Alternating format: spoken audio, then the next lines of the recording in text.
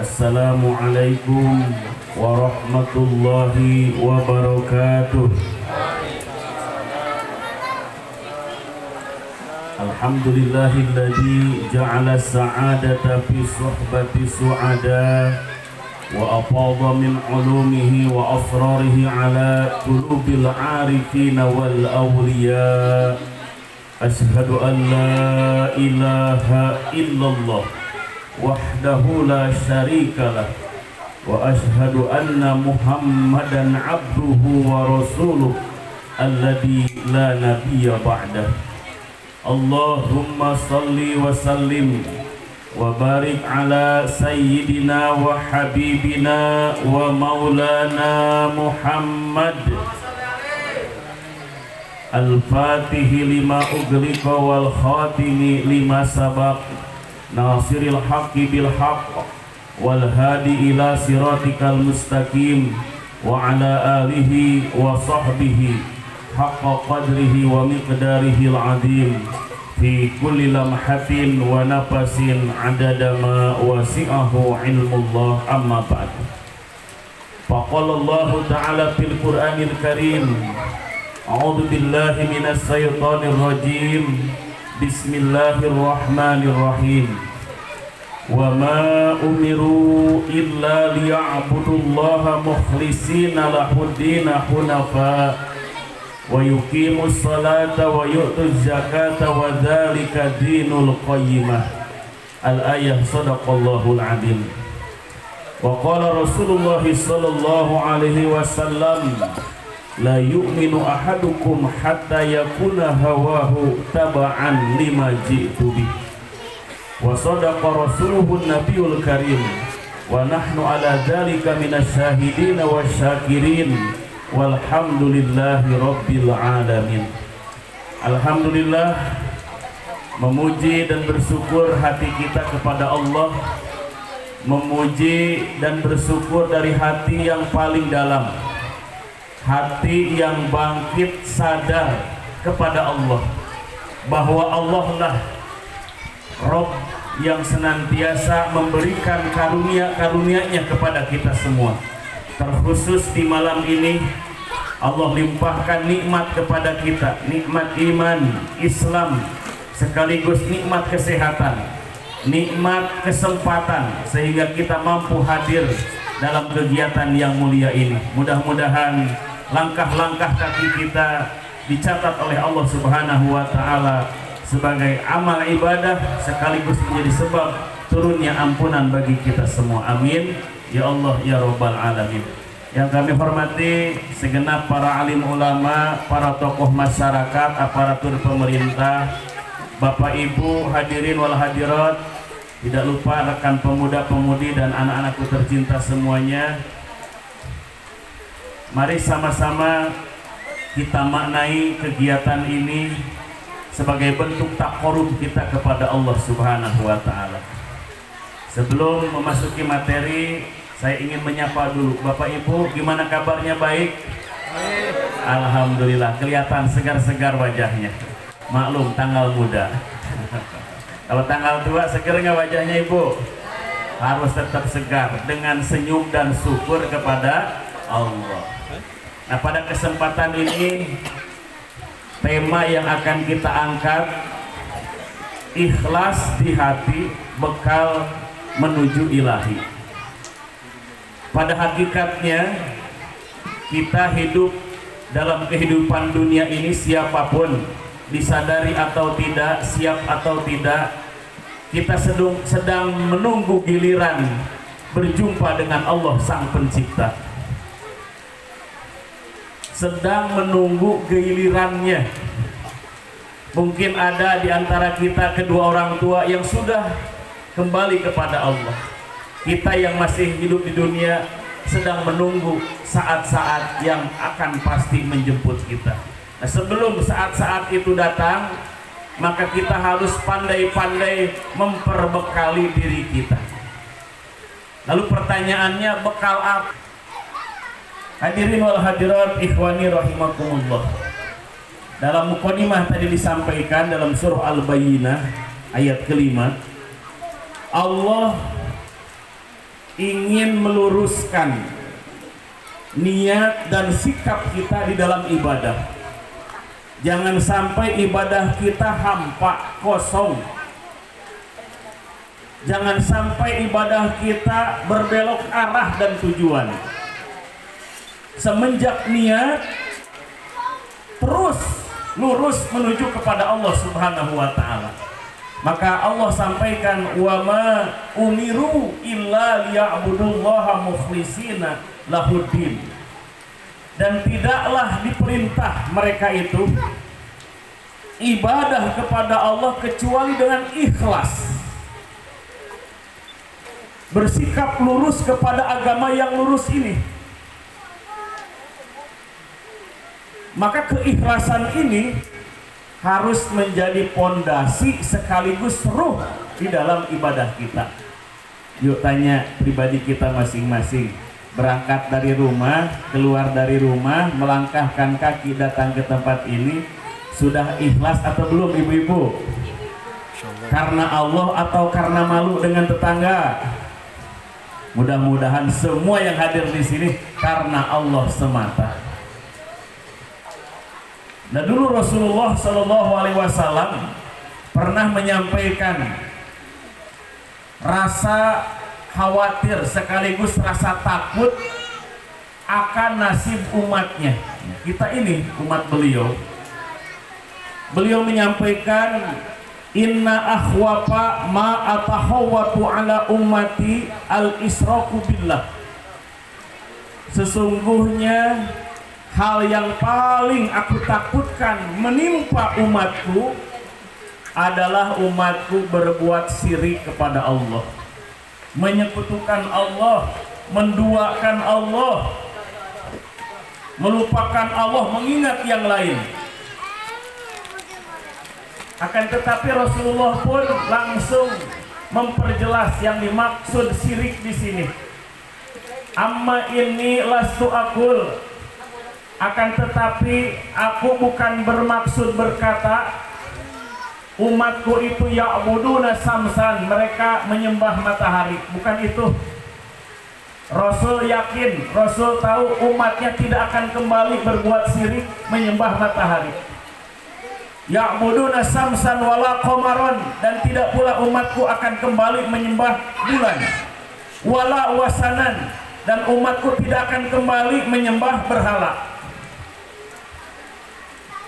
Jadi Rasul yakin dan tahu umatnya pasti menyembah kepada Allah. Lalu apa yang ditakutkan oleh Rasul? Walakin, akan tetapi yang aku takutkan umatku a'malan li ghairillah. Umatku beramal tapi amalnya itu untuk selain Allah. Nah, ini yang ditakutkan oleh Rasul. Beramal baik tidak Bu? Sholat baik nggak Pak? Zakat baik? Belum tentu ini. Kita lihat dulu hatinya. A'malan li ghairillah, ini yang ditakutkan. Dia beramal, mungkin dia sholat, bisa jadi dia zakat, bahkan pergi haji dan umroh, tapi amalnya itu li ghairillah, untuk selain Allah. Untuk naik jabatan, untuk disebut orang alim, untuk disebut orang ahli ibadah mungkin. Ini yang ditakutkan oleh Rasulullah. Kenapa bisa terjadi? Ternyata di ujung hadis ini beliau pun menyebutkan faktor utamanya, wasahwatan khofiyah. Kenapa orang ibadahnya udah betul, menurut hukum fikih, wudunya udah baik, menurut hukum fikih sholatnya sudah betul, menghadap ke kiblat, dari takbiratul ihram Allahu Akbar sampai salam bacaannya tepat, akan tetapi kolbunya ada sahwatan khofiyah, ada pergerakan hawa nafsu yang sangat lembut, yang sangat samar tumbuh di hatinya, riya di balik ibadahnya, sholatnya, ibadahnya ingin mendapatkan pujian orang lain, ingin dilihat, ingin mendapatkan tepuk tangan orang lain. Wah, hebat ibadahnya. Dia dibalik ibadahnya ujub. Ujub itu merasa bangga diri, merasa hebat dengan amal sendiri, lalu menjatuhkan dan menghinakan amal orang lain. Nah, ini namanya ujub, bukan ucup nama orang itu. Ujub. Maaf ya Kang Ucup. Ada namanya Kang Yusuf di sini. Ada ya. Aman berarti. Saya pulang aman berarti. Ujub, merasa bangga diri dengan amalnya, lalu merendahkan amal orang lain. Kira-kira Bapak Ibu kalau ditanya, pernah nggak di hati kita ada dua rasa ini? Pernah ya? Nah, makanya ini harus dibersihkan. Maka dengan ilmu tasawuf, tadi ilmu fikihnya harus diiringi dengan ilmu tasawuf. Sikap lahiriahnya harus sesuai dengan aturan fikih, dan kolbunya lewat ilmu tasawuf dibersihkan dari tujuan-tujuan selain Allah. Maka menurut Imam Al-Ghazali, ilmu tasawuf itu tajridul qalbi lillah, mengosongkan hati hanya untuk Allah semata. Jangan ada untuk selainnya, jangan ada untuk A, B, C, D. Kalau yang masih bujang, yang masih gadis, biar dipuji sama calon mertua, biar calon istri mau kalau dilamar, si abangnya rajin ke masjid ini, jadi ke masjidnya pas dilihat sama calon mertuanya. Nah, ini di hati ada hawa nafsu yang ikut campur di balik ibadah. Jadi ibu bapak yang disebut mukhlisina lahuddina hunafa, memurnikan hati ibadah kepada Allah sesuai tuntunan agama Islam yang lurus ini. Murni hatinya, tidak ada tercampur keinginan hawa nafsunya. Jadi hawa nafsu yang tadi yang paling sulit ditaklukkan. Ujub itu subhanallah suka ada aja di hati. Jam 3 bangun tidur, ada adzan awal, ada tazkir, ada tarhim. Bangun setengah 4 mulai sholat tahajud. Wah, di musola Al-Fatah ini bagus nggak Pak? Belum tentu nih, lihat ujungnya ini. Selesai 8 rakaat sesuai sunnah, tambah 3 witir jadi 11 rakaat. Pas salam, salam ke kanan, salam ke kiri, nggak ada siapa-siapa. Tumbuh di hati, di kampung pasir panjang ini cuma saya aja yang soleh. Nah, ini gagal pahala ini. Pahalanya langsung hancur bu, berguguran pahala di hadapan Allah, kosong belaka. Nah, maka menurut ilmu tasawuf, kolbu kita ini harus fokus, tawajuh kepada Allah, lurus kepada Allah. Allahu Akbar, dirasakan betapa akbarnya, betapa maha besarnya Allah ketika kita mengangkat tangan, merasa rendah, merasa hina diri kita. Fokus kepada Allah. Nah, ikhlas inilah yang menjadi ibadah kita berkualitas di hadapan Allah. Tanpa ikhlas, tanpa kualitas di hadapan Allah. Ada satu hadis oleh seorang mu'allif dalam kitab Tanbihul Ghafilin, dicatat di bab awal, bab ikhlas. Jadi tiap hari Bapak Ibu harus kita ketahui, karena ini informasinya dari Rasulullah, pasti ya, sahih, valid, tepat informasinya. Jadi setiap hari itu dari pagi sampai sore ada malaikat-malaikat khusus yang diutus oleh Allah mencatat, mengawasi amal-amal kita. Jadi jangan dikira kalau kita beramal tidak ada yang mencatat, tidak ada yang mengawasi. Lihat dalam surah Shad, idya talaqqal mutalaqiyani anil yamini wa anis simali qa'id. ketika didatangkan dua malaikat oleh Allah kepada setiap pribadi manusia, di sebelah kanan, di sebelah kiri, terus mengikuti. Kalau duduk, duduk bareng. Kalau berdiri, berjalan, ia mengikuti. Dikawal oleh dua malaikat. Terasa nggak Pak? Bu? Ada dua malaikat mengiringi kita kapanpun, dimanapun, nggak pernah absen, nggak pernah telat. Sehingga begitu ketatnya pengawasan malaikat, ma yalfidu min qaulin illa ladaihi raqibun atid. Sehingga tidak ada satu kata pun yang terucap oleh lisan kita kecuali tercatat. Di sebelah kanan ada malaikat raqib, di sebelah kiri ada malaikat atid. Kalau ucapan kita tasbih subhanallah, walhamdulillah, wala ilaha illallah, wallahu akbar, sibuk malaikat raqib mencatat dalam kitab amal baik kita. Alhamdulillah ini. Kalau lisan kita zikir kepada Allah, mendoakan tetangga, mendoakan orang yang kena musibah, malaikat raqib sibuk mencatat amal baik kita. Alhamdulillah.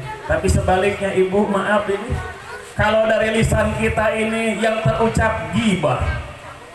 Ghibah itu apa Bu? Ngomongin orang. Masa ngomongin ayam? Ya orang yang diomongin. Ada tetangga nggak ikut ngaji, diomongin. Kemana sih? Jam segini kan lagi istirahat, harusnya ikut ngaji dong. Diomongin. Lisan kita menyebut keburukan orang lain, padahal itu fitnah. Isunya buruk, padahal kita nggak tahu.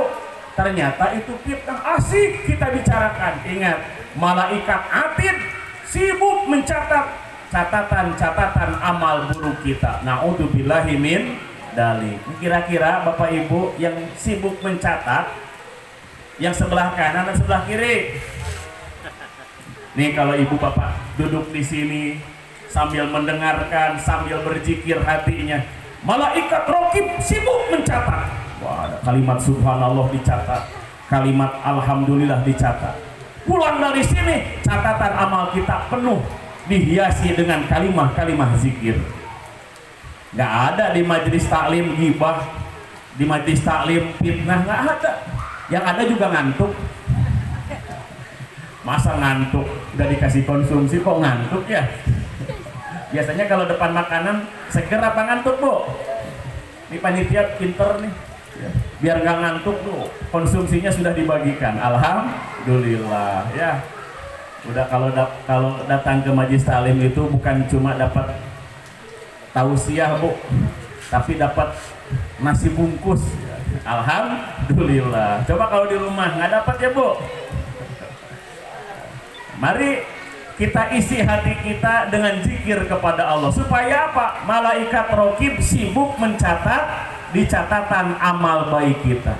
Maka tugas kita sepanjang hidup ini sampai akhir hayat, bikin malaikat raqib itu sibuk. Biarin tuh biar sibuk.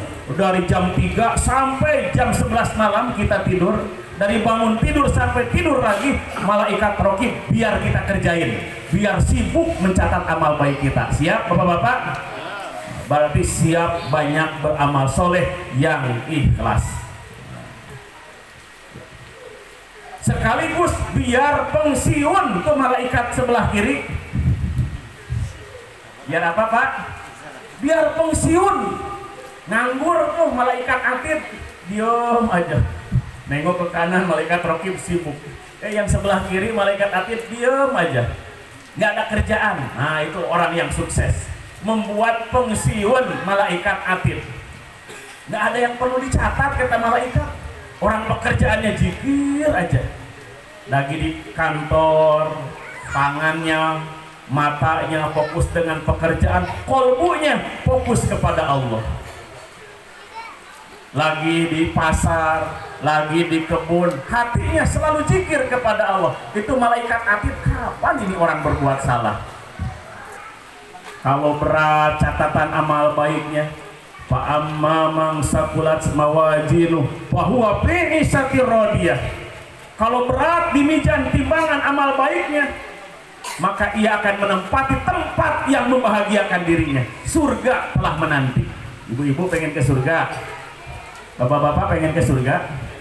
Ini kalau dengar surga seneng nggak? Seneng. Tapi kalau proses menuju surga kira-kira gampang atau susah? Susah ya. Apalagi berangkat ngaji hujan lagi. Subhanallah, orang Pasir Panjang itu hebat-hebat. Biar kata hujan tetap ngaji.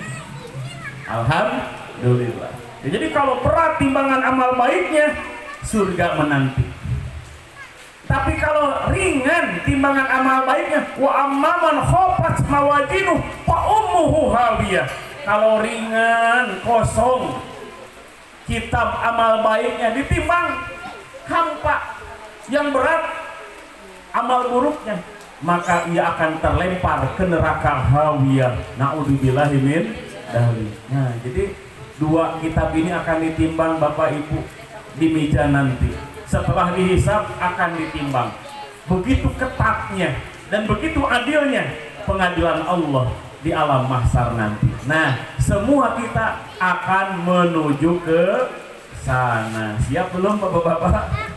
Ibu-ibu, acungkan yang sudah siap. Siap nggak siap ini? Kalau udah urusan kembali kepada Allah nggak bisa dikompromikan ini. Betul-betul sesuai dengan kehendak Allah. Yang penting kita hari ini memanfaatkan waktu yang singkat, padat dengan taat. Singkat, padat dengan taat. Ini yang akan berkualitas di hadapan Allah. Jangan sampai waktunya sudah singkat, banyak leha-leha, santai-santai. Baru datang malakal maut, baru mau tobat. Nah, ini telat. Bin terlambat. Gawat kalau sudah begitu ya. Baik Bapak Ibu hadirin wal hadirat ikhwani rahimakumullah. Nah, dua malaikat ini mencatat. Maka Rasulullah memperjelas ayat yang tadi dalam surah Shad. Dalam satu hadis dalam kitab Tanbihul Ghafilin di bab ikhlas ada satu hadis yang cukup panjang Ibu Bapak. Ini kalau dibahas sampai subuh boleh nggak Bu? Siap nggak? Oh Bapak Ibu siap di sini, saya siap tidur. Disingkat saja ya, nggak lama-lama Bu. Ya. Sampai jam 3 katanya. Oh enggak ya? Sampai jam berapa Bu? Ini baru mukadimah ini Bu. Ini harus MOU dulu sama ibu-ibu, bapak-bapak, biar aman waktu kita ya. Boleh Ibu sampai jam 3? Oh sampai jam 11 kata yang di pojok katanya. Lama amat sampai jam 3, emang nonton bola katanya. Kalau nonton bola bapak-bapak jam 3 ditungguin nggak? Ditungguin ya. Subhanallah ya. Kalau pengajian sampai jam 3 bubar ya. Bubar. Yuk kita bubar yuk. Hujan lagi bubar yuk. Lanjutin nggak? Lanjutin ya. Rasul menyampaikan setiap pagi dicatat malaikat sampai sore, lalu sore malaikat pergi menuju kepada Allah setor dan lapor amal hambanya. Nah, beliau menyampaikan innal malaikata yarfa'una amalal abdi min ibadillah. Sesungguhnya malaikat itu mengangkat catatan amal hamba-hamba daripada hamba-hamba Allah. Salat kita tadi zuhur, asar, maghrib, isya, subuh itu disetor oleh para malaikat setiap hari. Di langit sana ada tempat yang Allah ciptakan untuk malaikat setor dan lapor kepada Allah. Ketika dicatat catatan amal hamba ini, malaikat menduga dan menyangka. Ini malaikat raqib, malaikat atid juga punya dugaan. Apa dugaannya kepada amal hamba ini? Yastaksirunahu wa yujabunahu. Kedua malaikat ini menyangka amal hamba ini banyak sekali ini.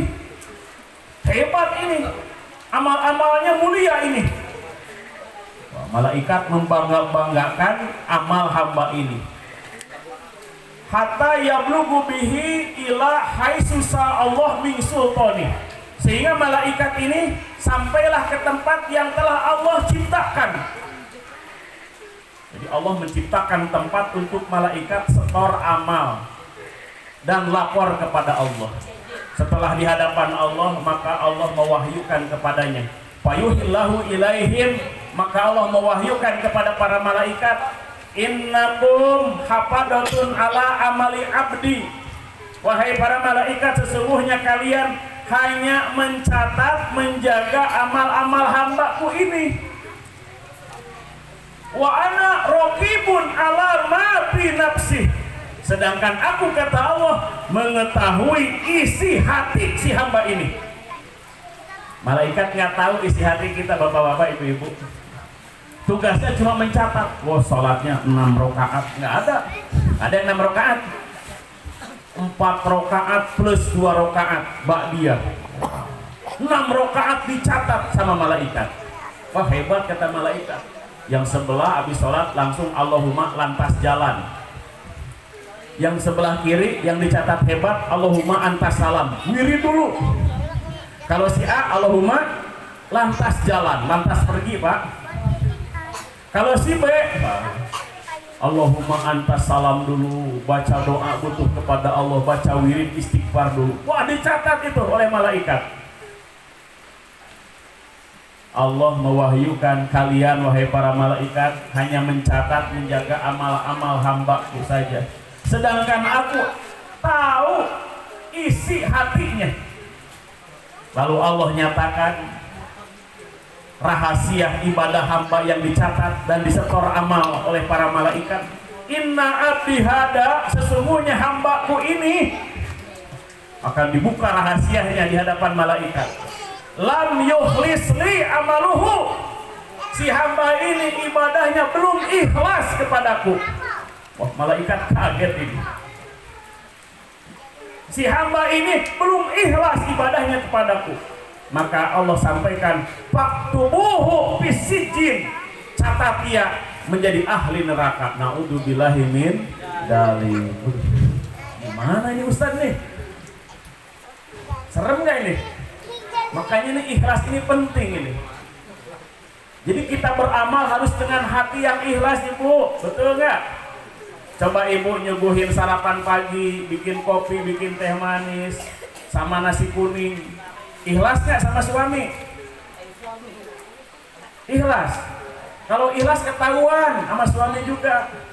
Bikin kopinya pas gula dan pahitnya, ya. Manis dan pahitnya pas itu. Tapi kalau nggak ikhlas, pahit terus itu. Kalau ikhlas, mempersilahkan suami dengan senyuman. Karena senyum ikhlas itu beda dengan senyum kecut. Kalau tanggal 1 aja senyumnya ikhlas, pas tanggal akhir bulan kecut. Kalau senyum kecut gimana, Bu?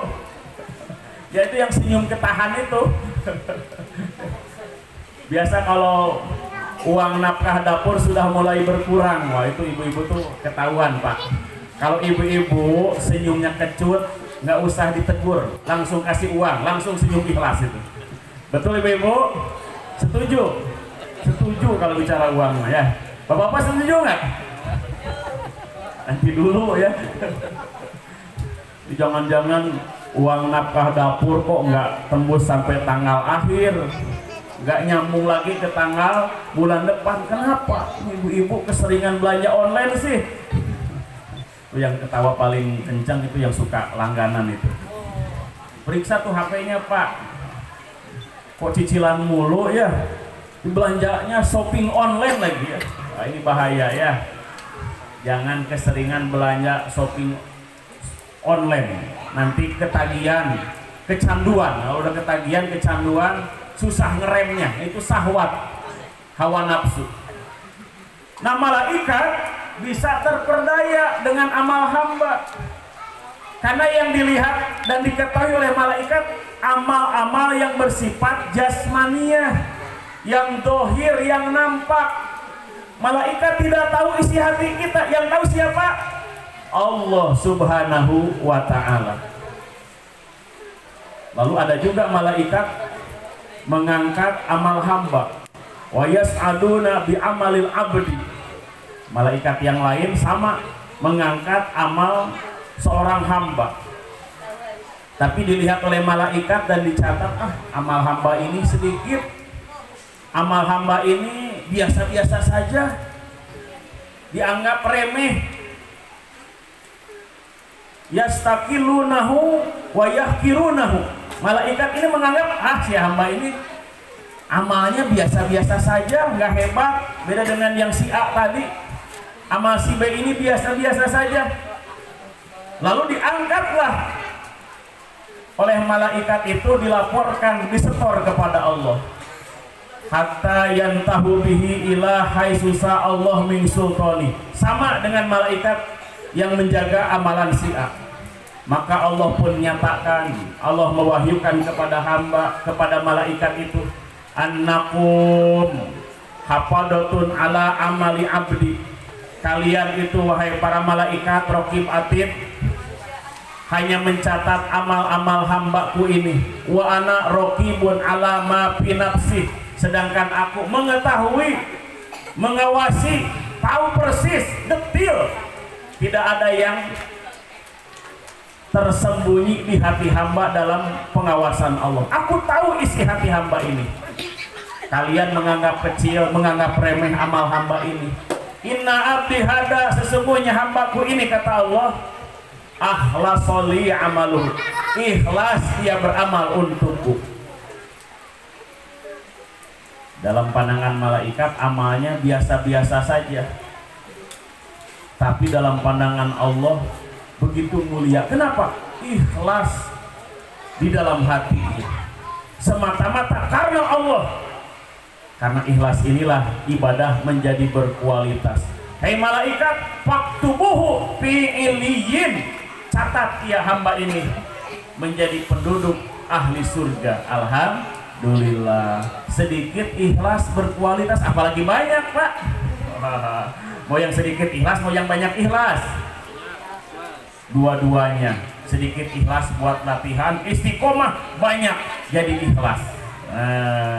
Jadi dari sedikit diiringi dengan ikhlas, terus istiqomah, yang sedikit-sedikit menjadi bukit, menjadi besar dalam pandangan Allah. Dan ikhlas menyertai ibadah kita. Nah, ikhlas ini menjadi modal diterima atau tidaknya amal-amal kita. Supaya amal kita kembali kepada Allah, diterima dan diridhoi, maka ikhlas pastikan mengiringi hati kita. Ikhlas di hati menjadi bekal menuju kepada ilahi. Karena semua kita akan kembali kepada Allah. Kita sering setiap hari mendengarkan kalimat tarjiyah di setiap musola, di berita-berita, inna lillahi wa inna ilaihi roji'un, pulan bin pulan pulang ke rahmatullah. Betul nggak, Bu? Sering dengar? Sering menjadi pembelajaran atau biasa saja? Seharusnya ketika mendengar berita duka cita, jadikan pembelajaran. Bisa jadi dan pasti suatu hari nanti nama kita sendiri yang akan diumumkan. Nah, pernah terbayang, pernah kepikiran nggak seperti itu, bapak-bapak? Atau oh si Anu ya meninggal, oh si itu ya meninggal. Nggak pernah kepikiran kalau suatu hari nanti nama kita yang akan diumumkan. Pasti nggak, Bu? Pasti. Coba lihat, tengok kanan kiri. Mungkin dulu kalau di pengajian ada si A, si B, teman kita. Sekarang kemana? Diingat-ingat sudah kembali ke alam barza. Mungkin dulu diantar, ditemani sama orang tua. Hari ini kemana orang tua kita sudah nggak ada.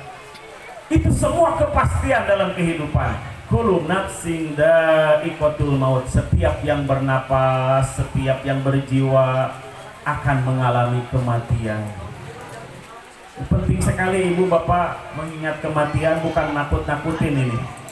Ini kata warga sini, baru ketemu si Ustadz sudah bilangnya kematian mulu katanya.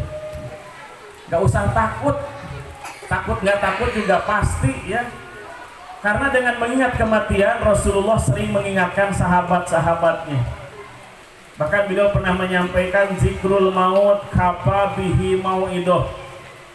Mau'idoh paling baik, mau'idoh nasihat yang paling indah dan akan menyentuh kolbu adalah mengingat kematian. Coba kalau ingat kematian, lalu ingat dengan diri kita, tasbih ngedadak muter itu. Betul nggak? Coba Bapak Ibu ingat-ingat, kapan terakhir kali tasbih kita dipakai? Kapan terakhir kali tasbih kita muter, Bu?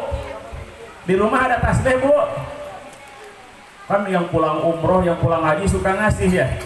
Ini jangan sampai semenjak dikasih itu tasbih masih pakai plastik. Artinya apa? Nganggur tuh tasbihnya.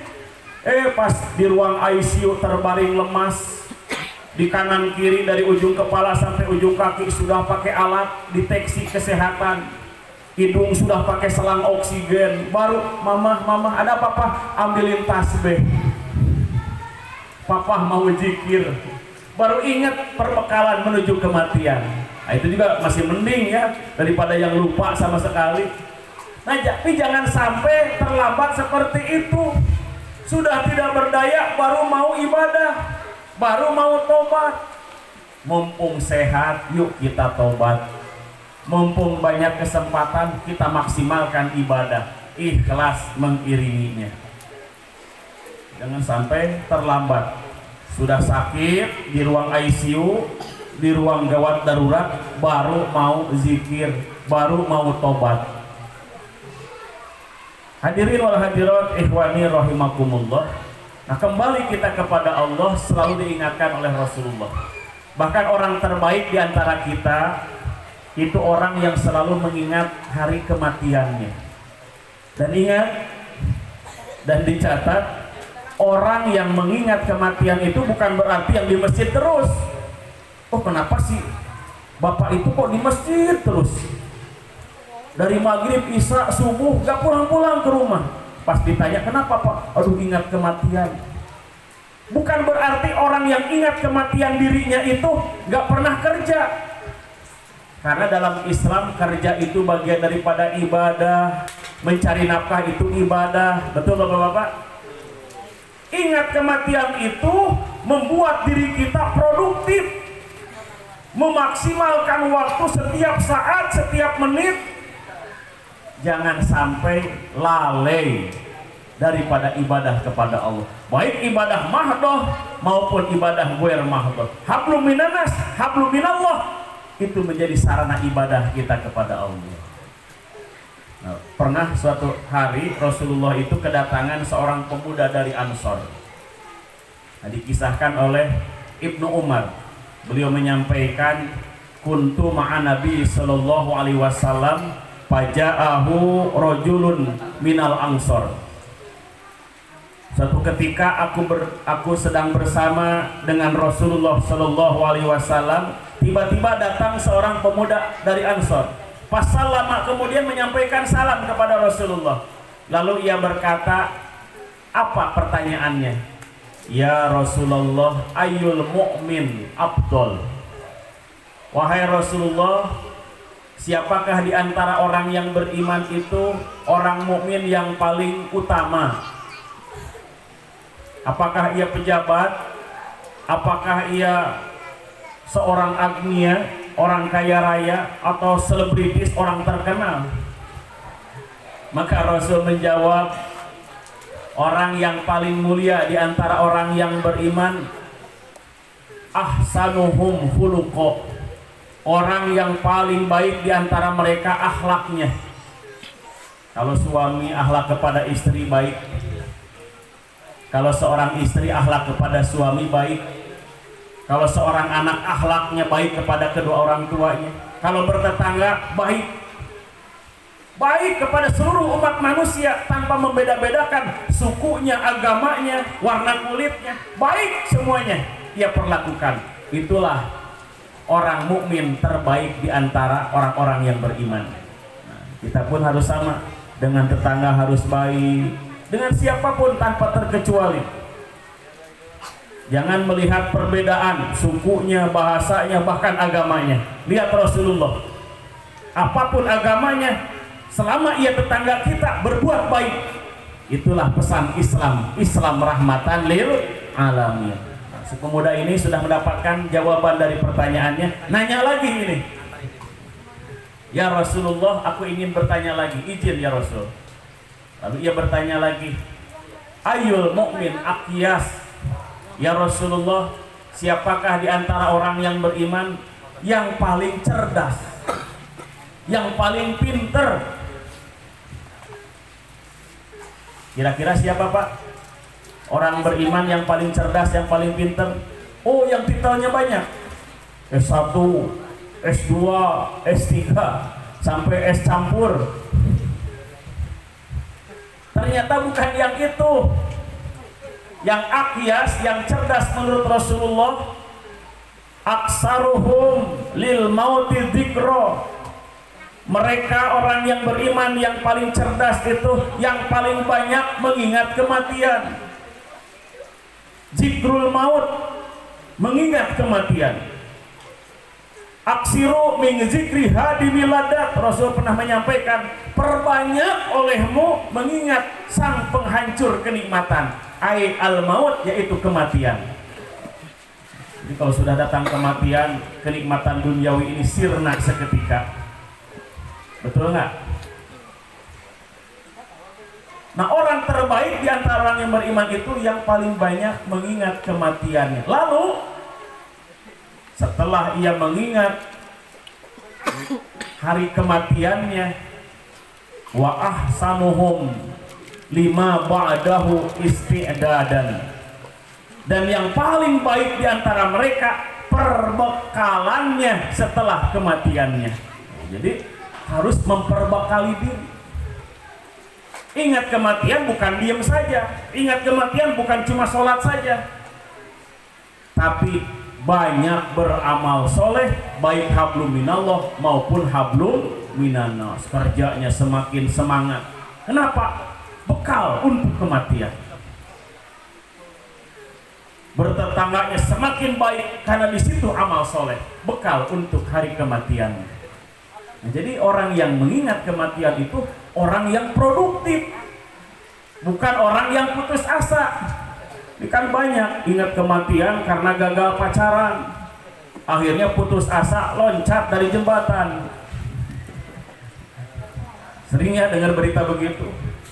Itu orang yang salah kaprah dalam memaknai kehidupan. Nah, Islam mengajarkan mengingat kematian itu supaya ada persiapan. Karena kalau nggak diingat suka lupa.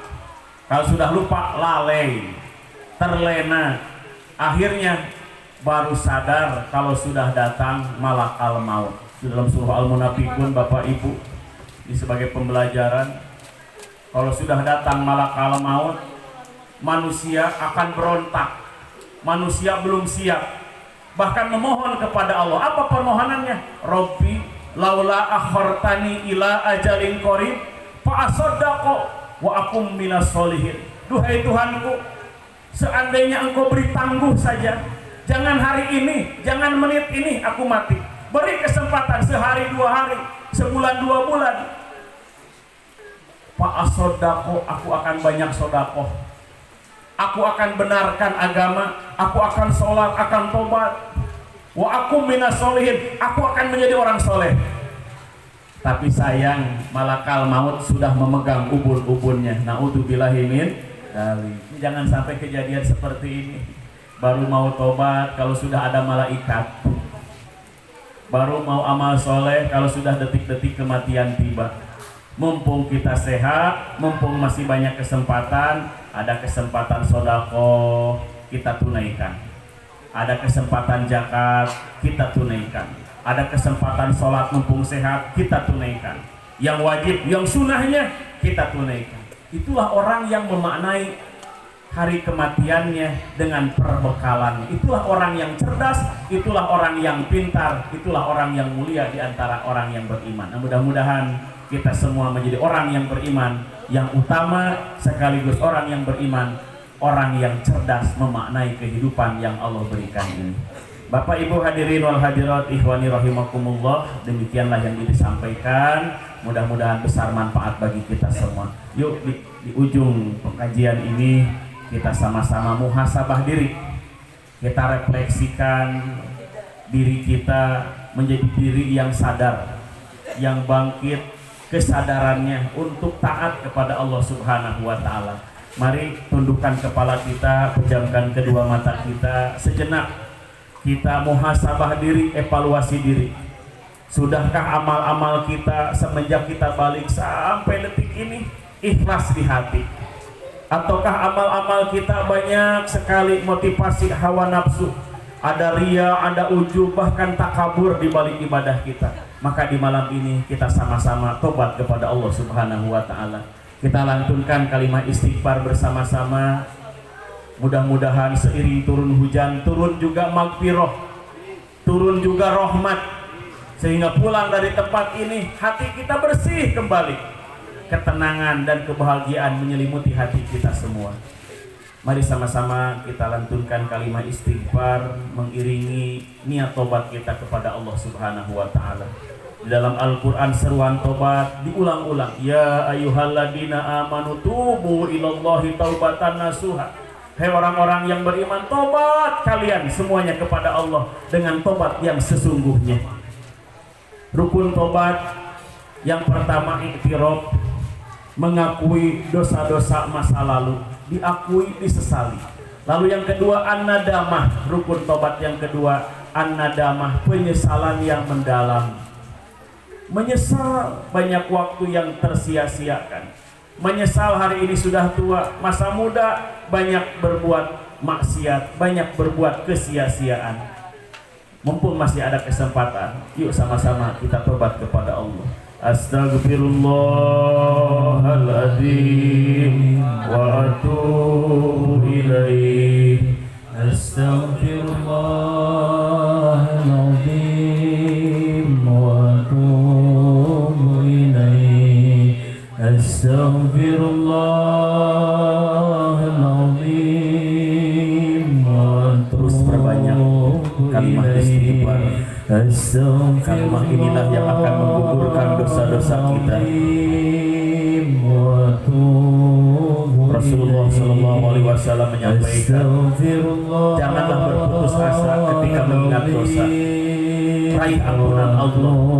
Sampai-sampai beliau menyampaikan, lau akhta'tu hatta tamruqa khotoyakum sama summa tubtum la taba alaikum. Seandainya kesalahan dan dosa kalian saking banyaknya menutupi lapisan langit, kemudian kalian tobat kepada Allah, menyesal, menangis, menjerit batinnya, memohon maghfirah dari Allah, la taba alaikum, sungguh Allah akan menerima tobat kalian. Astaghfirullahaladzim wa atubu ilaih.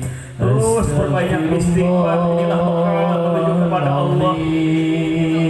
Rasulullah menyampaikan, ala wa inni atubu ilallah wa astaghfiru kulla yaumin mi'ata marrah. Ketahuilah bahwa sesungguhnya aku tobat kepada Allah, memperbanyak istighfar, sehari semalam tidak kurang dari 100 kali. Itu Rasulullah memberikan contoh teladan. Lalu bagaimana dengan diri kita? Kita akui banyak kesalahan dari pagi sampai malam ini. Ya Rabb, ampuni seluruh dosa-dosa kami ya Rabb. Semenjak balik sampai detik ini ya Rabb, terbayang dalam ingatan dosa kepada kedua orang tua, sampai mereka meneteskan air mata. Kami akui belum berbakti kepada mereka, tapi sayangnya kedua orang tua sudah tiada.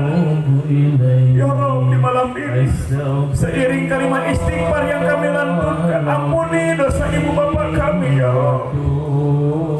Jadikan alam barjahnya Raudhatun min riyadil jannah, taman daripada taman surga.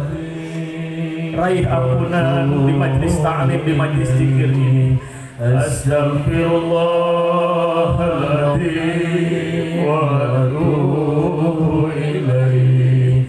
Astaghfirullahaladzim wa atubu ilaih. Ingat, Rasulullah pernah menyampaikan, umur hambanya, umur umatnya itu rata-rata antara 60 dan 70 tahun. Akbaru ummati ma baina sittina ila sab'in wa aqalluhum ma yajuju dalik.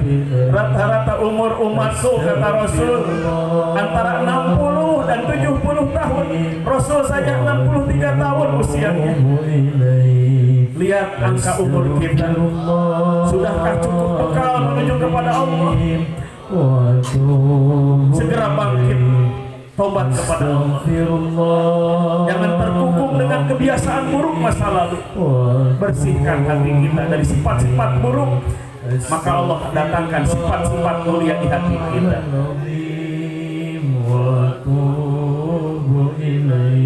Astagfirullahaladzim wa atubu ilaih walhamdulillahi rabbil alamin. Demikian Bapak Ibu, mudah-mudahan walaupun sebentar istighfar kita, tapi Allah Ghafurur Rahim, Allah Maha Pengampun, Maha Penyayang. Mudah-mudahan Allah turunkan ampunan di malam ini, Allah turunkan keberkahan, Allah turunkan rahmat menyinari hati kita semua. Mari sama-sama kita angkat kedua tangan kita, kita munajat kepada Allah. Mudah-mudahan seluruh cita-cita hajat kita dikabul oleh Allah Subhanahu wa taala. Allahumma sholli ala sayyidina Muhammad wa ala ali sayyidina Muhammad walhamdulillahi rabbil alamin. Allahumma rzuqna ghayata ladati nadri ila wajhik wa ghayata sauqi ila liqa'ik wa ghayata ma'rifatik wa ghayata mahabbatik wa ghayata musyahadatik wa ghayata mukalamatik wa ghayata inayatik wa ghayata afiyatik wa ghayata ulumik wa ghayata anwarik wa ghayata asrarik al ghayata allati a'taitaha nabiyyaka Muhammadan sallallahu alaihi wasallam min kulli dalik fi ghairi dharra'i mudirrah wala fitnati mudillah wa antu qawiyana fi dalika kama qawaitah wa tu'ayyidana kama ayyadta innaka ala kulli syai'in qadir wa bil ijabati jadir ni'mal maula wa ni'man nasir wa sallallahu ala sayyidina Muhammadin nabiyil ummi wa ala alihi wa sahbihi wa sallam walhamdulillahi rabbil alamin. Nas'aluka al-ijabah al-fatihah. A'udzu billahi minasy syaithanir rajim. Bismillahir rahmanir rahim. Alhamdulillahi rabbil alamin arrahmanir rahim maliki yaumiddin. Iyyaka na'budu wa iyyaka nasta'in ihdinas siratal mustaqim siratal ladzina an'amta 'alaihim ghairil maghdubi 'alaihim waladdallin. Hasbunallahu wa ni'mal wakil, ni'mal maula wa ni'man nasir. Subhanakallahumma wa bihamdik asyhadu an la ilaha illa anta astaghfiruka wa atubu ilaik. Wal 'afwu minkum. Assalamualaikum warahmatullahi wabarakatuh. Alaihi wasallim. Allahumma salli ala Muhammad. Allahumma salli alaihi wasallim. Allahumma salli ala Muhammad. Allahumma salli alaihi wasallim. Allahumma alaihi wasallim. Allahumma salli ala Muhammad. Allahumma salli alaihi wasallim. Allahumma salli ala Muhammad Rasulullah. Ya Rabbi salli alaihi wasallim. Habibullah Qabbalallahu minkum billah wa minkum taqabbal ya